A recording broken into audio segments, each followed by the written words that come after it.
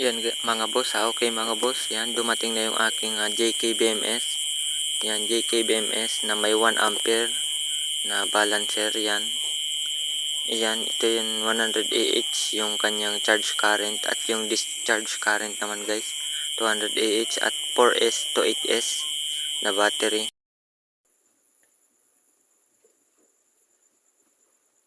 At 1 ampere yung kanyang tawag yung balancer. Yan. Ngayon ito yun guys yung ating JK BMS. Yan. Kapag tiningnan nyo guys, yan may kalakihan siya guys. Naka-bubble wrap siya guys para secure. Bali with Bluetooth connection na nga pala ito guys. Yan, meron siya guys diyan QR code. Yan. At ito yung kanyang specification sa kanyang likod. Yung sticker. At may kasama na rin yan guys yan. Itong push button para ma-on natin yung ating BMS. Yan. At ito yung ating temperature control. At yung kanyang volts para dito sa ating terminal. Yan guys. Sa ngayon, kabit lang natin doon sa ating 120Ah na LiPo4 battery. Yan, kabit lang natin dito guys. Yan. Bali naggawa na ako guys ng dalawang wire para sa ating output ng ating JK BMS. Bali ito, dito natin yung ikakabit guys. Yan, dyan sa ating terminal ng ating BMS. Yan mga boss, kabit lang natin. Bali ito nga pala guys yung ating lumang BMS. Yan, parang hindi naman 100Ah. Ang liit niya guys. Yan guys, buksan lang natin.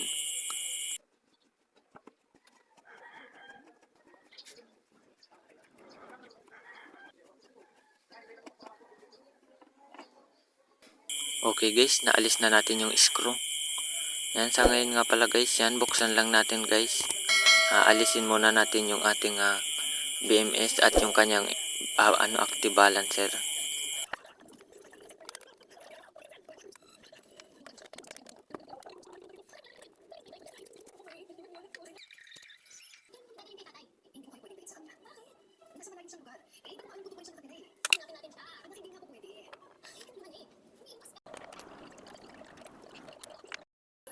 Okay guys, naalis na natin. Sa ngayon guys, ikakabit naman natin guys yung ating communication cable ng ating BMS para dyan sa ating battery.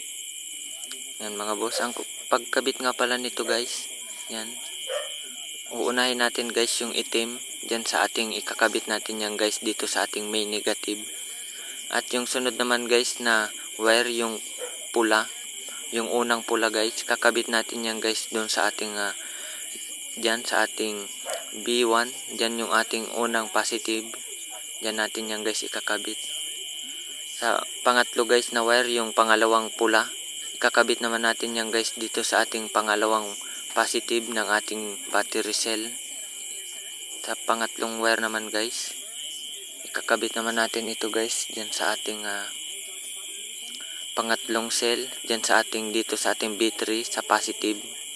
Pangatlong cell yan guys. At yung pang-apat naman guys na pulang wire or ikalimang wire, kakabit naman natin yan guys dito sa ating pinaka main negative. At isasama natin guys yung kanyang pinakahuling wire, yung ika-siyam na wire, isasama natin guys dito sa ating main positive. Isasama natin dun sa pang-apat na wire na kulay pula. Ayan. Bali ito lang guys yung ating gagamitin na wire. Bali ito lang guys yung itim, yung unang pula, pangalawang pula, yung pangatlong pula. Yan, yung pang-apat na pula. At yung panghuling wire. Pagsasamahin nga pala natin guys yung panglimang wire at yung panghuling wire, yung pula. Dalawang pula. Bali ito lang guys yung ating gagamitin. Yan. Sa ngayon guys, ikabit lang natin guys. Bali sa ngayon guys, lalagyan lang natin ng ring connector yung wire ng ating BMS. Bali ito nga pala guys yung ating port ng ating JK BMS. Yan.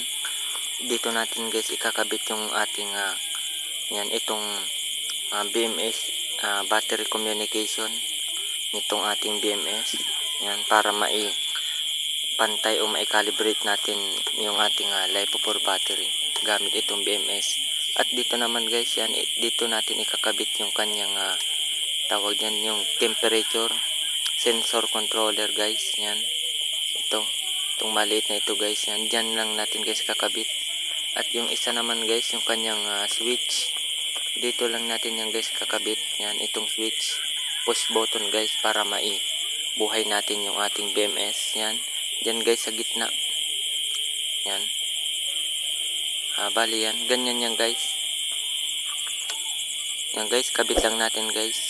Bali itong B guys, papunta ito sa ating main negative, at ito namang P negative, yan nga yung ating out, papunta sa ating inverter. Yan guys, kabit lang natin guys. Yan. Bali sa ngayon nga pala guys, yan, nalagyan ko na ng ring connector yung mga wire ng ating BMS para mailagay natin dyan sa ating terminal ng ating LiPo4 battery. Unahin na natin guys yung itim. Yan, kabit lang natin guys itong itim dyan sa ating main negative. Yan, dito. Dyan sa ating main negative guys. Yung itim.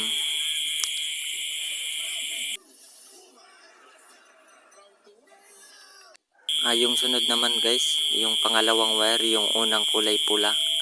Yan, dyan natin yan guys kakabit sa main, dyan sa positive ng ating unang cell ng ating battery. At yung sunod naman guys, yan yung pangatlong wire or pangalawang kulay pula.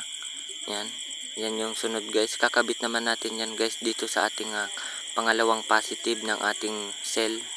Yan, dito sa ating B2. Yan, kabit lang natin guys.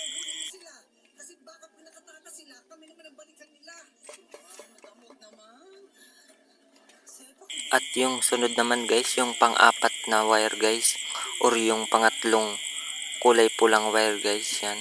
Kakabit naman natin yan guys sa positive ng ating pangatlong cell. Diyan sa ating B3. Yan, kabit lang natin yan guys, diyan.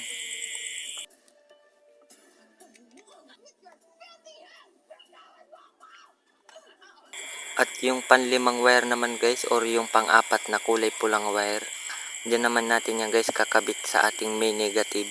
Yan, ito yung pang-apat na kulay pula. Bali, isasama natin guys yung ating pinakahuling wire. Yan, dito natin yan guys kakabit sa ating main positive. Yan, kasama niya yung itong pinakahuli guys. Yan, itong pinakahuli natin guys na wire na kulay pula.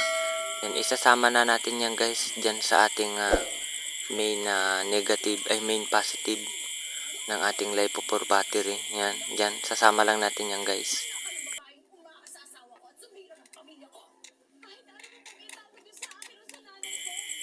Yan guys, naikabit na natin guys. Bali sa ngayon guys, yan, aayusin lang natin guys yung wire para walang hindi magulo guys, hindi yung buhol-buhol. Yan, bali itong natirang wire guys, yan, ganyan lang yan guys. Yan lang yung ating ginamit, at yung natira guys, yan, wag lang natin guys putulin, kasi sa susunod kapag nag-upgrade tayo, magagamit pa natin. Bali sa ngayon guys, sukatin lang natin guys kung tama ba yung voltahe, kung mag-a-add yung bawat cell. Yan, ito guys yung ating negative, yan yung itim. Yan, sa ngayon guys 3.3, yung sunod naman dapat 6 volt. Yan, 6.6. At yung sunod naman guys dapat 10 volts.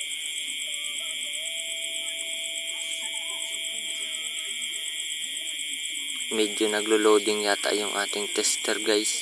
Yan, yan guys, 10 volt. Yung sunod naman guys, dapat yan na yung 13.3 volts. Yan guys. Yung sunod wala yan guys kasi putol yung panghuli guys. Yan. Yan guys, tama naman guys yung connection ng pagkakalagay natin ng ating BMS. Yan guys, sa ngayon guys, ito na yung ating lalagyan ko lang guys ng board para hindi mag-short yung ating JK BMS dyan sa terminal ng ating mga LiPo4 battery. Yan, bali sa ngayon guys, ganyan lang yan guys, nakapatong yan guys. Yan, bali butasan ko lang dito guys para maidaan natin yung ating wire ng ating BMS. Bali sa ngayon ikakabit naman natin guys itong ating battery, yung sensor ng ating battery papunta dyan sa ating BMS para ma-detect ng ating BMS kung mainit ba. Yan, dito lang natin yan guys sa dalawang cell, yung isa at yung isa naman guys, yan dito naman sa another, yan sa dalawang cell naman guys. Dikit lang natin yan guys para i-ano niya kung umiinit pa or hindi. Sa ngayon guys, ikabit naman natin yung ating wire ng ating negative papunta dun sa ating BMS. Yan.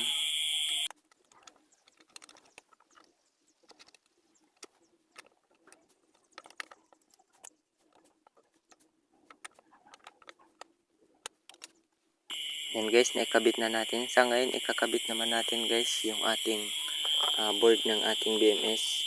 Yung lagayan. Yan.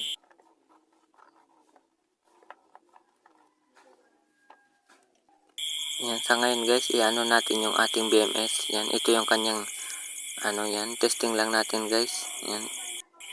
At ito nga pala guys, negative guys. Yan, ikakabit lang natin yan dito sa ating B negative ng ating BMS. Yan. Kabit lang natin guys.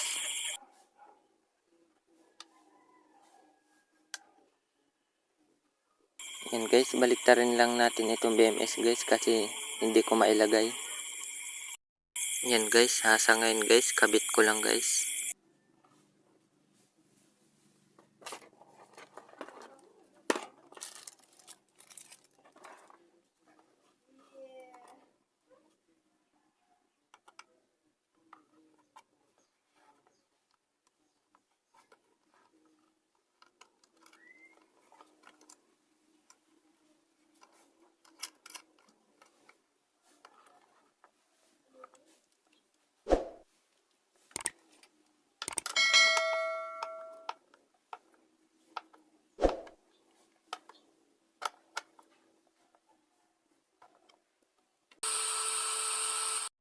Okay guys, ayan, pasensya na kung naputol yung video. Ito na nga pala guys yung ating binild na battery. Yan, sa ngayon yan, naka-power on na siya guys. Kulay red. Sa ngayon ito na yung ating JK-BMS. Yan, sa ngayon guys, naka-ano pa tayo, gumagana na yan at naka-load tayo ng almost 161 watts. Yan, dyan yan sa ating mga ilaw. Yan. At bali sa ngayon guys, yan, 0-0 na yan guys. Gabi na kasi guys, natapos. Wala nang solar panel input. At sa ngayon yan, 76% yung ating battery dyan sa ating inverter. At sa ngayon nga pala guys yan, tingnan lang natin guys yung ating application nitong ating JK-BMS. Sa ngayon guys yan, humuhugot siya guys ng almost 14.2 amps dyan sa ating battery. Yan, 14.4 amps at 193 watts. Yan, 193 watts at 97% pa yung ating battery. Bali nga ganito yung itsura ng app ni JK. Yan, at sa ngayon guys, yan, itong 160 watts nga pala guys, continuous yan guys. Yan, continuous load namin dito sa bahay. Bali nga pala guys, dito kay JK-BMS, yan, makikita nyo lahat ng mga specification, yung battery, yung voltage, yung percentage, yung voltage ng bawat cell. Yan, makikita nyo lahat guys. At yan guys, yung mga ilaw, yan na yung load namin sa bahay. Yan, at yung aming water pump, kayang-kaya yan ng ating Samdon na inverter. Bali sa ngayon guys, yan, ito na yung itsura ng ating DIY na battery gamit yung ating BMS na si JK-BMS na 100 amps. Yan, ganyan yan guys. Yung wire nyan guys, pinarallel ko guys para malaking capacity ang kayang mai-handle ng na current. Yan, papunta dyan sa ating breaker, papunta dyan sa ating inverter. Yan guys, okay guys, hanggang dito na lang. Maraming salamat sa inyong panonood. At kung bago ka pa lamang sa aking YouTube channel, Huwag kalimutang pindutin ang subscribe button at pati na rin ang notification bell para updated ka. Maraming salamat. Thanks for watching.